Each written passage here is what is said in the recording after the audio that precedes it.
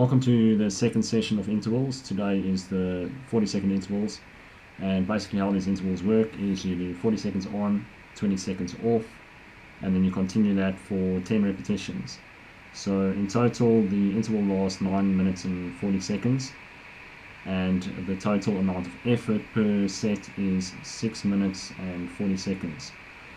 So how this hardcore interval set works is you do 3 of these sets and you recover for 10 minutes between each set. So you begin off by warming up for 30 minutes at 65% of your functional threshold power. So that's endurance pace, just a good endurance pace, get the legs going. And you start the first interval set. For this particular interval set, I did it on a climb. The climb is about 3% average gradient. Of course, it's got a downhill section too, but you can do it on a flat road too if you so desire. And I think these intervals are really great. It's recommended across many websites, and why they're so good particularly is because it simulates like multiple attacks in the race. So you're attacking and then you're recovering again, and you attack again, you're recovering again. It's typical of racing. And what these intervals also do, besides developing your aerobic capacity, is they also help to improve your threshold. So what's the best way to pace these intervals?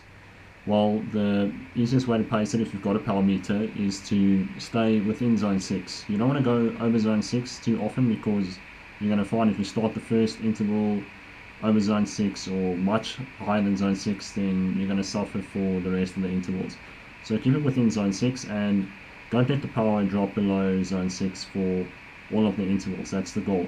If it does drop below zone 6 for one interval, it's okay, just keep going and just do your best.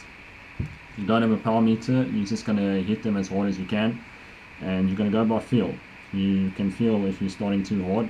You just got to practice it a little bit, but you'll get a feel for it, and yeah, you'll know not to start the first one as a flat out sprint, otherwise it's just going to be a fuck up.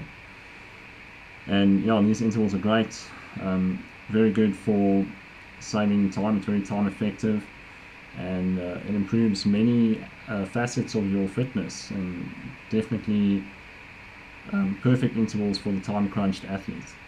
A good way to track your improvements with these interval sets is to take the average wattage that you do for all 30 of them, and then you check it week by week.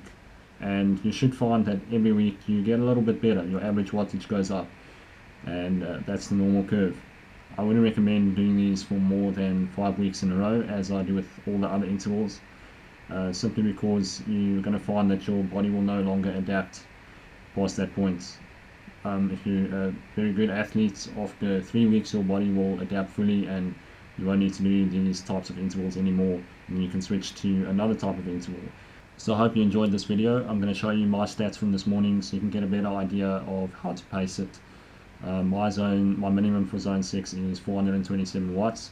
I'm not too sure how many of them were under zone 6. I'm hoping that not any of them were, so you can check if I'm right or wrong.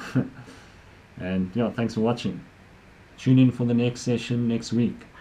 I should be making these the same time every week, every Saturday, so I'll try and keep it consistent.